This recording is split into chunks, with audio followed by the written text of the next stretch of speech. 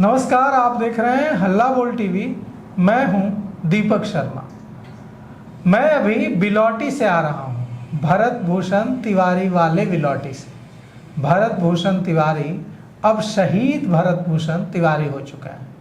मैं वहां जवैनिया गांव के विस्थापितों से मिला, मैंने उनसे बात की और उन गरीब महिलाओं ने जो मुश्किल से क ख ग घ जानती हैं, ABCD की तो बात ही छोड़ दीजिए, उन महिलाओं ने जो कहानी बताई वो हृदय को झकझोरने वाली कहानी थी। उन गरीब महिलाओं, अशिक्षित महिलाओं, अनपढ़ महिलाओं ने बताया मुझे कि भरत भूषण तिवारी वहाँ उन गरीबों की, विस्थापितों की लड़ाई लड़ते थे और उन महिलाओं ने यह मानने से, इस बात को सिरे से खारिज कर दिया, यह मानने से इनकार कर दिया कि उनकी मानसिक स्थिति खराब थी या कोई वो अपराधी थे या असामाजिक तत्व थे। उनके नज़र में तो वो मसीहा थे जो उनके हक के लिए, हुकूक के लिए लड़ रहे थे। भरत भूषण तिवारी को याद करके फफक कर रोने लगी मल्लाह और बिंद जाति की महिलाएं। यह भारत सरकार के कैबिनेट मंत्री जीतन राम मांझी समेत उन तमाम नेताओं पर गहरी चोट है जो इसे जातिवादी नज़रिए से देख और व्याख्या इसकी कर रहे हैं। वहाँ की गरीब महिलाओं ने कहा कि जीतन राम मांझी जी, आप कभी हमारा हाल न जानने आए, आप हमारे नेता होने का दम भरते हैं, लेकिन आपका हृदय एक बार न हमारे दर्द से कचौटा, एक बार न कचोटा। और ये भरत भूषण तिवारी, जिसे आप ब्राह्मण कह रहे हैं, जिसे आप हमारे समाज से, दलितों से, बिंद से, मल्लाह से अलग कह रहे हैं, ये हमारे लिए लड़ता हुआ चला गया। वो आता था, हमें प्रणाम करता था और कहता था, चाची ट्रांसफार्मर लग जाए, चाची पानी साफ मिले लागी, चाची सब समस्या दूर हो जाए। चाची छोड़कर उसने कभी कुछ नहीं कहा हमें, और वो महिलाएं फफक पड़ती हैं। भरत भूषण तिवारी के लिए अब बिलौटी से लौटने के बाद मैं आपको बताता हूँ, भरत भूषण तिवारी न मानसिक रूप से बीमार व्यक्ति थे, न अपराधी थे। इस सिस्टम ने, इस व्यवस्था ने उनको फ्रस्ट्रेट कर दिया और अपना लॉकेट सोने का बेचकर हथियार खरीदने पर विवश कर दिया। वो तो एक दीवाना था जो भगत सिंह के विचारों से प्रभावित था और इस सिस्टम की बेरुखी ने, इस भ्रष्टाचार ने उसे गलत रास्ते पर जाने के लिए विवश कर दिया। अब बिलौटी में, अब जब जिस समय हम आपसे मुखातिब हैं, इस समय अभी भी प्रशांत किशोर के वहाँ से लौटने के बाद भी वहाँ महापंचायत चल रही है। प्रशांत किशोर ने वहाँ जाकर कहा कि हम न्याय चाहते हैं। ये जो लोग आकर पैसे देकर जा रहे हैं पीड़ित परिवार को, हम उनसे कहना चाहते हैं कि आप इस परिवार की चिंता मत कीजिए। इस परिवार की चिंता हमेशा के लिए करने के लिए हम हैं। आप इन्हें न्याय दिलाइए, उसके लिए संघर्ष कीजिए। क्या यह जो बिलौटी की घटना, इस एनकाउंटर ने जो सिर्फ शाहपुर को नहीं, सिर्फ शाहाबाद को नहीं, पूरे बिहार की आत्मा को झकझोर दिया है। मान लीजिए पुलिस की ही बात कि मानसिक रूप से फ्रस्ट्रेट ही, बीमार ही हो चुका था वो लड़का भरत भूषण तिवारी। क्या उम्र थी, सुधारा भी जा सकता था, ठीक भी किया जा सकता था, लेकिन उसे दवा मरहम की जगह गोली मारकर मौत की नींद सुला देने वाली यह व्यवस्था को क्या यह महंगा नहीं पड़ेगा?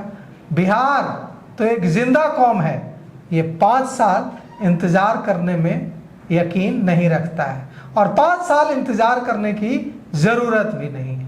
बांकीपुर होने जा रहा है।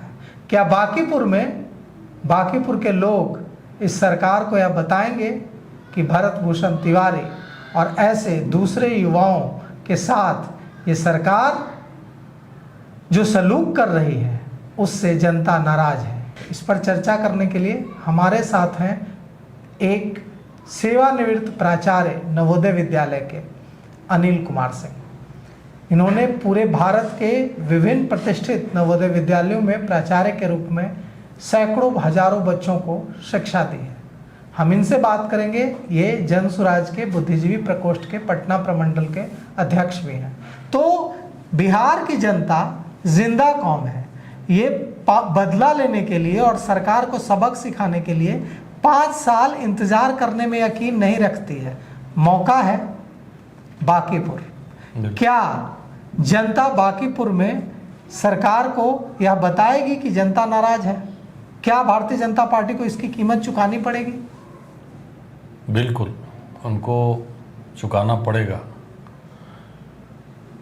मैं इससे पहले भरत भूषण तिवारी के बारे में यह बताना चाहता हूं दीपक जी कि उसका कौन सा ऐसा हिस्ट्री था और कौन सा उसने अपराध किया था कि पुलिस ने ये प्लान कर दिया कि उसको मार देना है। और ये देख लीजिए बिहार के हमारे भाई बंधु लोग, आपका सारा सिस्टम जो है सड़ गया है, गल गया है।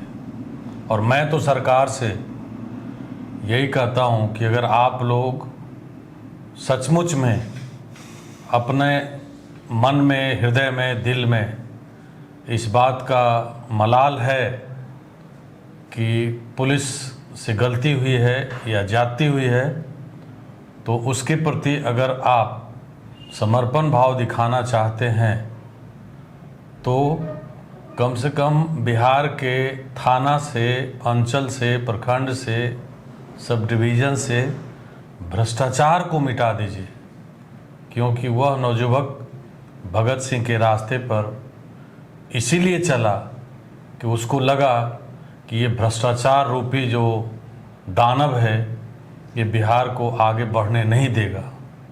और इसीलिए एक उसने जस्ट एक डेमोन्स्ट्रेटिव सहारा लिया हाथ में पिस्टल लेकर, ताकि उसकी तरफ लोग आकर्षित हों, मुद्दों की ओर ध्यान जाए, सिस्टम का खींचने के लिए उसने सहारा लिया और उसकी आवाज़ दबा दी गई, हमेशा के लिए बंद कर दी गई, प्रदेश के आला तक पहुंचे। हालांकि मैं यह भी कहना चाहता हूं कि ये जो सरकार अभी है ये झूठ, प्रपंच और धोखा की बुनियाद पर खड़ी हुई है। हमारे 2 गुजराती ठग भाई आए, बिहार की भोली भाली जनता को ठग करके, भुलावा दे करके, 10,000 रुपये का एक लोभ दे करके, छोटे छोटे उनकी ज़रूरत को देख करके उनको अपनी तरफ मोड़ लिया और मोड़ करके सारा वोट बटोर लिया। लेकिन बिहार की जनता एक बार धोखा खा सकती है, लेकिन बार बार धोखा नहीं खा सकती है। ये जयप्रकाश की धरती है जहाँ से संपूर्ण क्रांति शुरू हुई थी। और इस बार की भारत भूषण तिवारी की क्रांति लगता है कि बिहार में एक नया बिहार ला कर रहेगा, जो भ्रष्टाचार मुक्त होगा, शोषण मुक्त होगा और निश्चित रूप से एक प्रगतिशील बिहार की ओर अग्रसर होगा। समय लगेगा। नहीं, सबसे बड़ी बात यह है कि अब सरकार बैकफुट पर दिख रही है। जब सूबे के मुखिया सम्राट चौधरी कह रहे थे कि कोई माई का लाल, वहाँ से कोई माई का लाल से अब वे कल उन्होंने जितने भी पुलिसकर्मी थे एनकाउंटर में शामिल, सब पर हत्या की एफआईआर दर्ज की। लेकिन अगर किसी भी व्यक्ति पर हत्या की एफआईआर दर्ज होती है तो पुलिस उसे कहीं से उठाकर गिरफ्तार कर लेती है, नॉन अवेलेबल है। इन पुलिसकर्मियों पर हत्या की एफआईआर हुई तो इनकी गिरफ्तारी क्यों नहीं? कहाँ है ये? निश्चित रूप से कहाँ भागे, कहाँ गायब हैं? आपके सरकार से कहाँ गायब हो? कहाँ गायब हो गए? अगर आपने हत्या की एफआईआर की तो इनकी गिरफ्तारी हो जानी चाहिए थी अब तक। तत्काल किसी की गिरफ्तारी नहीं हुई अभी तक। और तो और डीएसपी को, जो डीएसपी है राजेश शर्मा, जिन पर आरोप लगाया है पीड़ित परिवार ने कि उनके ही निर्देश पर ये सारा कुछ हुआ, डीएसपी को आज लाइन अटैच किया गया, लाइन हाजिर किया गया और कहा गया कि हम उन पर विभागीय कार्रवाई करेंगे। बिहार के डिप्टी सीएम विजय चौधरी ने कहा कि हम शाहाबाद के डीआईजी से जांच करा रहे हैं। तो यही शेर है एक इस पर कि मेरा कातिल ही मेरा मुंसिफ है, वो क्या मेरे हक में फैसला देगा। तो जिस पर इल्जाम है मेरा कातिल ही मेरा मुंसिफ है, मेरा कातिल ही मेरा जज है, वो क्या फैसला देगा, वो क्या मेरे हक में फैसला देगा।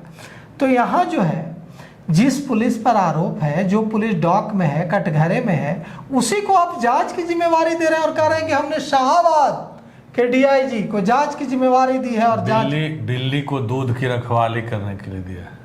जांच तो कोई वैसी संस्था करेगी ना जिस पर निष्पक्ष हो। निष्पक्ष आपकी पुलिस ने मारा और आपके ही वही शाहाबाद के डीआईजी, कोई दूसरी जगह के भी नहीं, उसी शाहाबाद के डीआईजी से आप जांच करवा रहे हैं।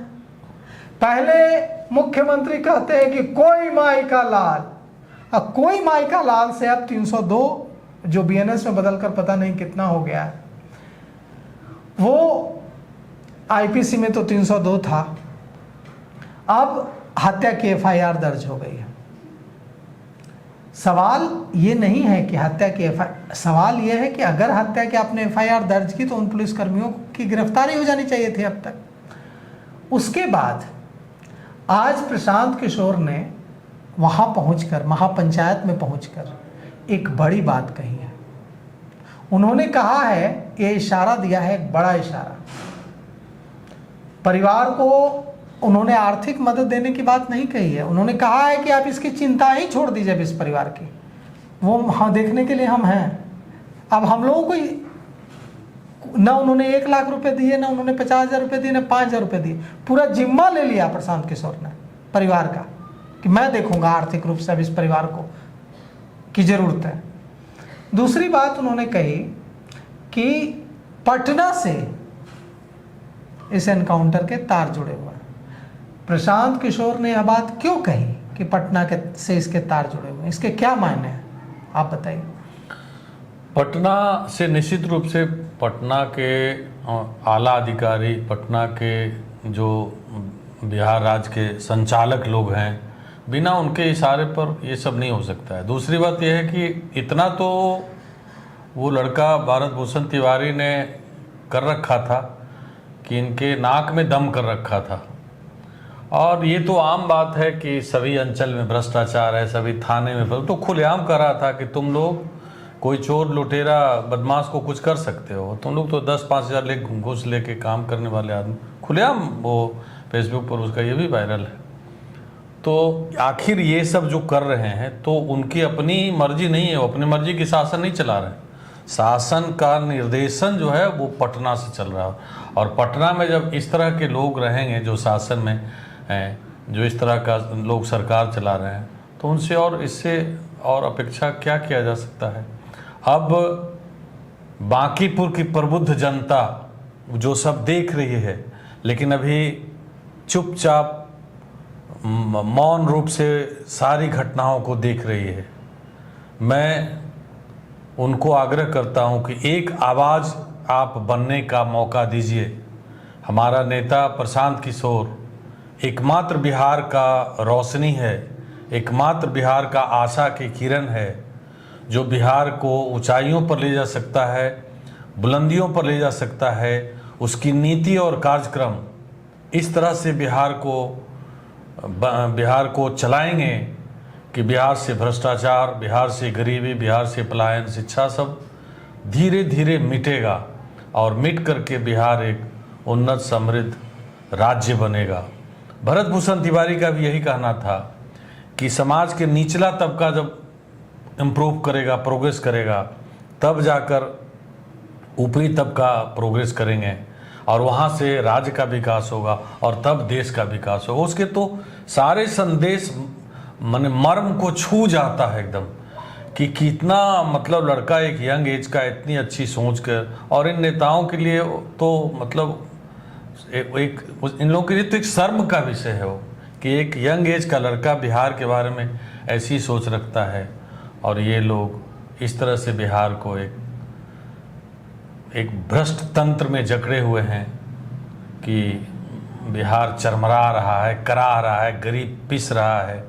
और मैं कहता हूं कि अगर पटना के तार या पटना के बाबू या पटना के शासकगण, यदि आपके मन में भारत भूषण तिवारी की सोच के साथ कुछ भी संवेदना बनती है, तो आप उसके नाम पर तत्काल कोई विकास, ग्रामीण विकास, का कोई योजना शुरू कीजिए, कोई प्रोग्राम शुरू कीजिए जो प्रखंड स्तर से काम करके गांव में उसका विकास हो सके और ये योजना उसके नाम पर दिया जाए, तब जा कर के सरकार की तरफ से सच्ची श्रद्धांजलि होगी और यह तब माना जाएगा कि हाँ सरकार थोड़ी संवेदनशील बनी है। कोई भी एक विकास का विकासोन्मुख योजना, जैसे वो मिट्टी के लिए ही बेचारा मरा कि उसको लगा कि ये गरीब सब बाढ़ में फिर डूबेंगे, तो इनका मिट्टी भरा जाए, उस पर अपना झोपड़ी बनाएंगे तो उससे इनका जीवन सुलभ होगा। पीने के लिए पानी इनके लिए होना चाहिए, चापाकल होना चाहिए। तो ये सब एकदम बिल्कुल साधारण सी उसकी मांग थी, वो भी सरकार अगर नहीं दे सकती बिहार की। लेकिन इनसे बात कीजिए तो बोलेंगे हम लोग तो गरीबों के लिए बात करते हैं। कोई नहीं, ये सब बस बिहार को रसातल में लेकर चला गया। हम लोग थोड़े पुराने आदमी हैं, हम लोगों ने उस बिहार को भी देखा है जब बिहार में कृषक समाज ही था लेकिन संपन्नता थी, लोग बहुत स्वावलंबी थे और बहुत ही अपने आप में समृद्ध थे। भले इतनी टेक्नोलॉजी नहीं थी, इतना जीवन के आवश्यकताएं नहीं थी उस समय में, लेकिन जितना भी था वो भरपूर था और लोग स्वस्थ थे, इतनी बीमार नहीं था लोग। इस तरह की कोई बुराई नहीं थी समाज में। जबकि कांग्रेस की सरकार थी, कांग्रेस भ्रष्टाचार के लिए माना जाता है, नामी है देश में, लेकिन उस समय भी इस तरह का भ्रष्टाचार नहीं था।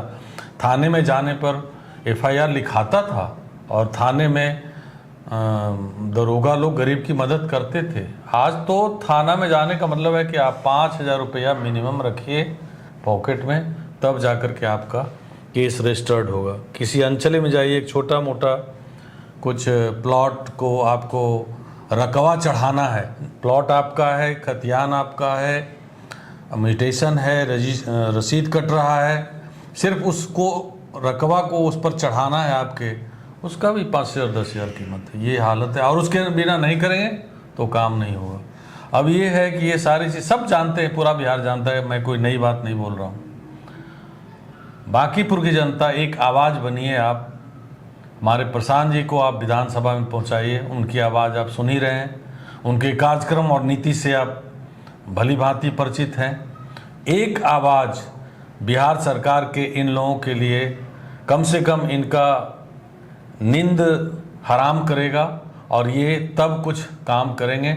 और आगे ये सरकार जब निकम्मी भागेगी, यहाँ से हटेगी, गिरेगी, अपने आप गिरेगी, तब जा कर के आप व्यवस्था परिवर्तन के लिए अब आपके पास सिर्फ और सिर्फ एक विकल्प है और वो विकल्प है जनसुराज, जिसके पास एक विज़न है बिहार को आगे बढ़ाने का। 20 साल का हमारा विज़न है। न बाढ़ आएगी, न सुखाड़ होगा, न बिजली की कोई कमी होगी, न स्वास्थ्य की कोई समस्या होगा, न हमारे बच्चे शिक्षा के लिए बाहर जाएंगे, अब बिहार का पैसा सब बाहर जाएगा, न हमारे देश हमारे राज्य के मजदूर बाहर दूसरे राज्य में काम करने जाएंगे। मुझे याद है कि 1980, 85, 90 तक अभी भी केस शायद चल रहा होगा बिहार। हमारे यूपी के दुनिया भर के मास्टर लोग आते थे और यहाँ हाई स्कूल के टीचर होते थे। बिहार सरकार ने एक नियम निकाला कि उनको हेडमास्टर नहीं बनाया जाएगा क्योंकि वो बिहारी नहीं है और उनको रिजर्वेशन का फ़ायदा नहीं मिलेगा। लेकिन बाद में पता चला कि वो लोग केस लड़के और सब प्रधानाध्यापक भी हाई स्कूल के बन गए, तो सारा लाभ भी उनको मिल गया। जो उनका कैटेगरी वहाँ का था उस कैटेगरी का भी लाभ उनको यहाँ मिला। तो ये प्रूव करता है कि हमारे यहाँ यूपी से आकर के लोग नौकरी ग्रहण करते थे और कई विभाग, पुलिस विभाग में और कई विभाग में मैं काफ़ी लोगों से मिला हूँ। जब यूपी से, झारखंड से, उड़ीसा से, बंगाल से लोग यहाँ पर आकर नौकरी करते थे। आज बिहार में भूख, बदहाली। अब गांव की हालत देखिएगा तो ये नहीं कि ये सिर्फ बिलौटी की घटना है, हर गांव की वही हालत है। कैसे जीवन जी रहा है, सरकार बिल्कुल संवेदनहीन है। तो मैं तो यही कहूँगा कि एक मौका है, बांकीपुर की जनता आप देख लीजिए, निर्णय आपके हाथ में है। अगर आप सच्ची श्रद्धांजलि देना चाहते हैं भरत भूषण तिवारी को, तो जन स्वराज को एक आवाज़ का मौका दीजिए विधानसभा में। पिछली बार आपसे भूल हुई, हमारे नीति कार्यक्रम को आप या तो समझ नहीं पाए या हम समझा नहीं पाए, जिसकी वजह से आप कुछ लोगों के बहकावे में आकर अपना बहुमूल्य वोट दिए, बर्बाद किए और ठगी के शिकार हुए। और शायद मुझे यह कहने की ज़रूरत नहीं है, आप खुद महसूस करते होंगे कि आप ठगे गए हैं। और ये लोग, ऐसा कुछ नहीं है, एक आपके दिमाग में भ्रम हिंदू राष्ट्रवाद और दिस दैट का दे करके आपको मनोवैज्ञानिक रूप से, भावनात्मक रूप से बहका करके वोट ले करके फिर चले जाते हैं दिल्ली में। अपना सत्ता उनका कायम है, उनका दबदबा कायम है। और जो यहाँ के हमारे मुलाजिम हैं, हमारे जो मंत्रीगण साहिबान हैं, मुख्यमंत्री हो, अपने विवेक से, अपने मन बुद्धि से, उनका तो खैर है भी नहीं, बेचारे पढ़े लिखे नहीं है, तो क्या उनके पास बुद्धि विवेक होगा। तो हम इनका अपना कोई निर्णय नहीं है, सब निर्णय अडानी और अंबानी का होगा, जो इनके पास कन्वे किया जाएगा, धीरे से मैसेज आएगा और इनको उस मुताबिक उनको सुविधा मुहैया कराना है। बाकी बाढ़ में जाए बिहार की जनता, और गरीबी, भूख, भ्रष्टाचार, पलायन अपनी जगह अपना चलते रहेगा। 5 साल के बाद फिर आएंगे आपके पास कुछ लोग दिख। आप याद कीजिए मेरे पिछले इंटरव्यू को, अगर आप में से किसी ने सुना होगा, मैं यही कहा था कि कुछ ठग आएंगे, बड़े बड़े नेता उतारे जाएंगे, हेलीकॉप्टर चारों तरफ घूमेगा, आप बहकावे में मत आइएगा। अगर बिहार का भविष्य को आपको संभालना है, लगता है कि बिहार में परिवर्तन होना चाहिए, बिहार को विकास करना है, तो आप इनके भुलावे में मत आइएगा। लेकिन आपसे भूल हुई, अब कम से कम जो हो गई वो तो हो गई। अब 5 साल के लिए आप इनको अपनी भविष्य थमा चुके हैं।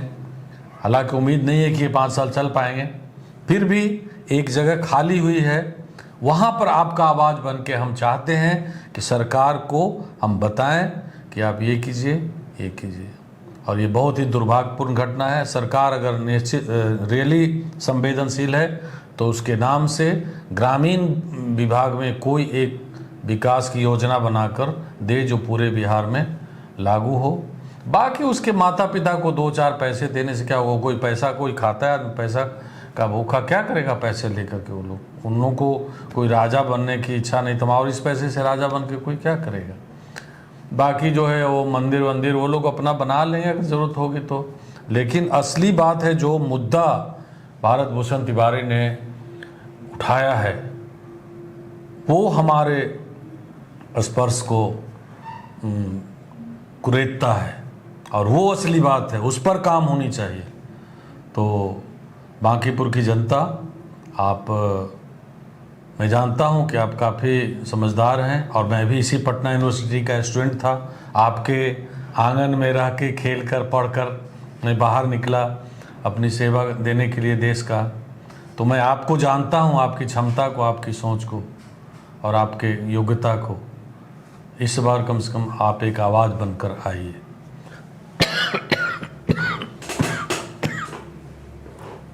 और तो सुना आपने, ये जो बोल रहे थे अनिल सिंह, ये नवोदय के प्राचार्य रहे हैं देश भर के कई।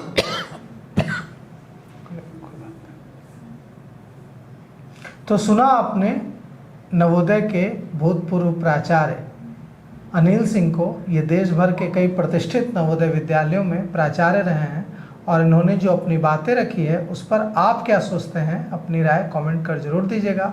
तो फिलहाल इस पेशकश में इतना ही। आगे की खबरों के लिए देखते रहिए हल्ला बोल टीवी। शुक्रिया।